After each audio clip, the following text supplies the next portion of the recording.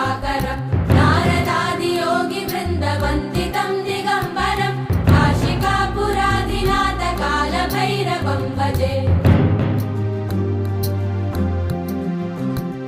भानुकोटिभास्वरं भवाब्धितारकं परम्